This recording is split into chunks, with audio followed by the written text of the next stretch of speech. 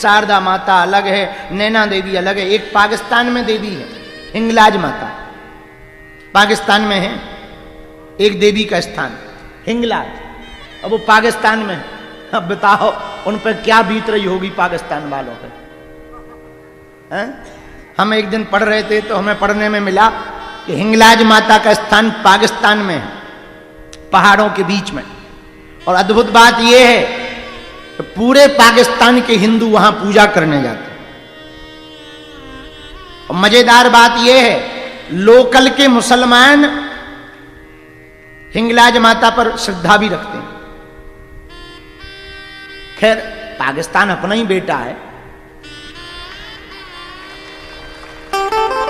अपना मतलब भारत का, तुम हमारा मत समझ लेना, भारत का है। तो जब पिताजी के निवासी सब देवी की पूजा कर सकते हैं तो बेटा के निवासी क्यों नहीं कर सकते हैं? कोई बुराई थोड़ी है। तो आज तीसरे दिन मां चंद्रघंटा देवी की उपासना होती है। आज तीसरा दिन भगवती की आराधना में हम सबका बहुत अच्छे से व्यतीत हो, ऐसी कामना हम कर रहे हैं। जय जय जय हनुमान गोसाई, कृपा करहु गुरुदेव की नाम। मंगल मूर्ति मारुति नंदन, सकल अमंगल मूल। अच्छा, आदमी का मूल स्वभाव जाता नहीं है। हम कितनी भी दुर्गा जी की कथा सुना ले पर हनुमान जी आ ही जाते हैं। हाँ, बहुत हम कंट्रोल भी करते हैं कि तुम्हें नहीं आना है 9 दिन, आप वहीं मंदिर में रहो, हम तब तक देवी जी से मुलाकात कर लें, माता रानी से। लेकिन वो आ ही जाते हैं, ना चाहते हुए भी आ ही जाते हैं। मूली के पराठे खाओ तो डकार मूली की आती है। हाँ, हाँ, जो खाओगे वही उगलोगे। एक आदमी, अच्छा ये अंदर का स्वभाव बड़ा विचित्र होता है। एक आदमी के घर पे एक रिश्तेदार आए।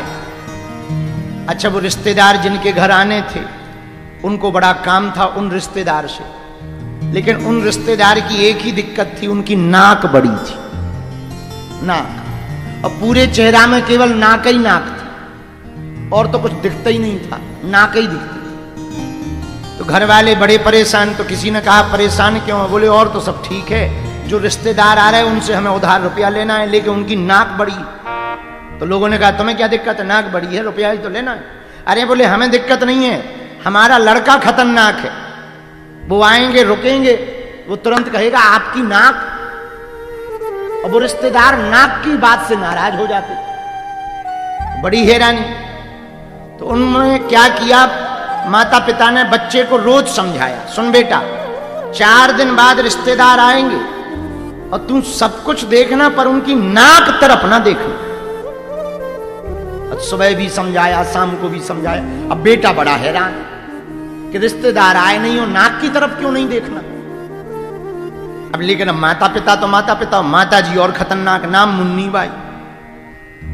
सुन बेटा सब देखना, नाक मत देखना वरना पैर तोड़ देंगे। जैसे ही रिश्तेदार आए उनकी ये बड़ी नाक, तो घर वालों की नजर रिश्तेदार पे कम, लड़का पे ज्यादा, क्योंकि वो भयंकर चंचल था। उसकी क्रियाकलाप देख रहे थे कि क्या कर रहा है। तो लड़का देखे तो ना, पर टेढ़ी निगाह से देख भी रहा, एकदम पूरे शरीर में उसकी कहीं नजर नहीं टिकी, ना कहीं पे टिकी। माता पिता इतने हैरान, हमने समझाया 4 दिन से, रुक जाओ, जाने दो रिश्तेदार को, पांव तोड़ देंगे इसके, हाथ तोड़ देंगे इसको, खाने को नहीं देंगे, बड़ा नालायक है। 4 दिन समझाया कि नाक मत देखना, तब तक पति इशारा कर देख देख देख, नाक ही देख रहा। पत्नी बोली अब हम क्या करें, हमने कुछ समझाया नहीं मान रहा है तो अब हम क्या करें। आप जैसे तैसे रिश्तेदार को भोजन कराया, जाने की बेरा आई तो कहा कि चाय पी ली जाए, और चाय लेकर के जैसे ही घरवाली मुन्नी बाई उस दंपति की आई, लड़का बगल में बैठा टेढ़ी निगाह से, ना कहीं देखे, अब इतनी गुस्सा मां को आई, इतनी गुस्सा आई कि जाने दो 5 मिनट की तो बात है। अब वो रिश्तेदार भी देखे कि लड़का देख भी रहा पर टेढ़ी निगाह से। लड़का मन ही मन बोले सीधी देख भी नहीं सकते, रोक रखा है, वरना हम तो पूछ ही लेते कहे ये इतनी क्यों। अब माता पिता बड़े हैरान। तो माता जी की अच्छा दिन न रात वही दिमाग में था माता जी के, नाक नाक नाक नाक नाक नाक नाक नाक। जैसे ही चाय रखी और शक्कर ली तुरंत बोली भाई साहब भोजन तो अच्छा था। हाँ बहन जी बहुत अच्छा था, लो चाय पी लो। अब आप बताओ हम आपकी नाक में कितनी शक्कर डाल दें। लड़का से तो नहीं गड़बड़ानी, माता जी से गड़बड़ा गई। आप जब उन्हें ध्यान आया, अरे राम राम राम, रिश्तेदार का मुंह टेढ़ा हो गया, तो पति ने एक जोरदार चाटा मारा। बोले लड़का से ज्यादा खतरनाक तो तुम हो। तब पता लगा ये पूरा का पूरा खेल लड़का का बिगाड़ा नहीं है, इनका खुद का बिगाड़ा है। ये 4 दिन से नाक ही नाक रट रही। ऐसा कई बार होता है, जो बात तुम छिपाना चाहो पता लगे वो पता चल जाए। हाँ, क्योंकि उसका चिंतन करते हैं कि ये नहीं बताना है, बाकी सब बताना, ये नहीं बताना, बाकी सब बताना है, वो निकल ही जाती है। इसलिए जो अंदर होगा वही तो बाहर निकलेगा। तो अंदर यदि भगवान की भक्ति होगी, भगवान की चर्चा होगी, तो स्वाभाविक रूप से बाहर भी भगवान की ही चर्चा निकलेगी। इसलिए मन को भगवान की भक्ति में लगाना चाहिए। बोलो सीताराम, जोर से बोलो और जोर से बोलो। किसी ने हमसे कल पूछा शाम को, गुरुजी नवरात्रि चल रही है, देवी की उपासना कैसे करनी चाहिए। कल तो हम उस वक्त मौन हो गए थे, तो बोल नहीं पाए जाते समय। मंदिर पे तो बोले हैं, रास्ता में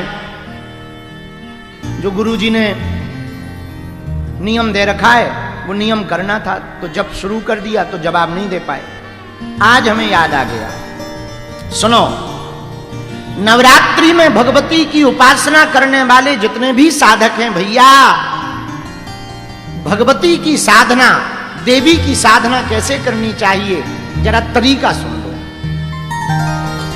जैसे विदेश गए हुए पति की याद में पत्नी घर पर 24 घंटे रहती है कि भले ही 1 साल बाद आना है, पर उसके चित्त में पति ही चलते रहते कि खाना खाया कि नहीं खाया, सोए होंगे कि नहीं सोए होंगे, ठीक होंगे कि नहीं ठीक होंगे, यही चित्त में चलता रहता।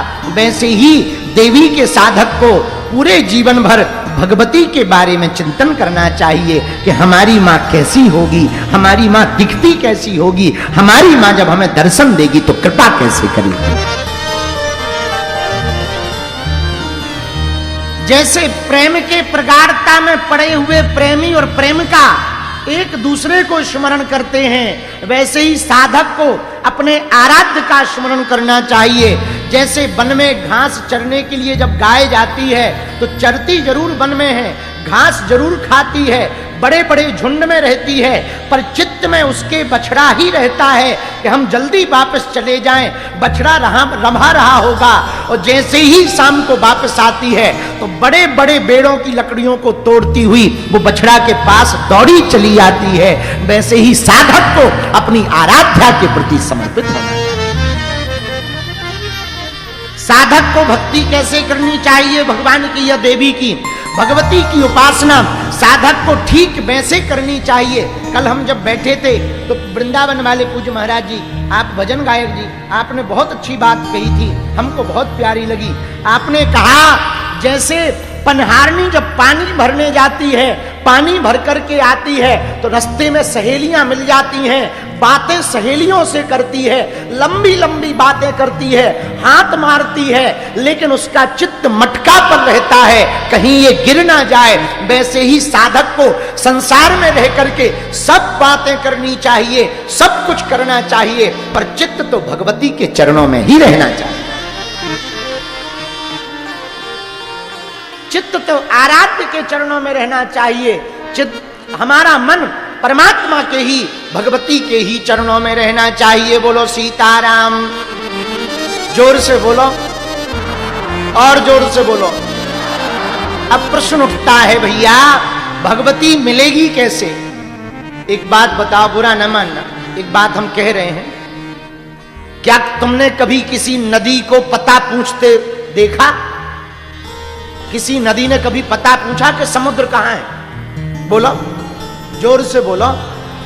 कुछ लोग हमारे पास आते, गुरुजी बताओ दे भगवान कितने दिन में मिलेंगे, कितने साल में मिलेंगे? ठटरी के बरे, नक्कटा, मूसर चंदा।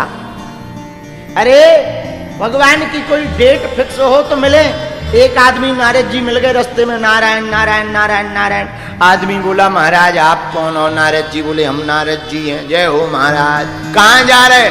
ब्रह्म लोग जा रहे हैं, विष्णु लोग जा रहे हैं। अरे वाह महाराज, क्या कर रहे हो चेला? गुरुजी हम तो यहाँ पर भजन कर रहे हैं, तपस्या कर रहे हैं, भगवान श्री हरि नारायण बैकुंठ निवासी श्री विष्णु भगवान की पूजा कर रहे हैं। आप बैकुंठ जाओगे क्या? बोले बिल्कुल जाएंगे। और तो कोई काम नहीं, एक काम हमारा है। बोलो क्या है? महाराज भगवान विष्णु मिले तो पूछना, धरती पे अमुक अमुक नाम का व्यक्ति जंगल में पेड़ के नीचे तपस्या कर रहा है, उसको आप दर्शन कब दोगे? नारद जी बोले कोई बड़ी बात नहीं, पूछ लेंगे बता देंगे, जब आएंगे तब बता पाएंगे। हाँ कोई बात नहीं महाराज। 2-3 साल बीत गए, विष्णु भगवान गए, विष्णु भगवान के पास नारद जी गए। महाराज एक संदेश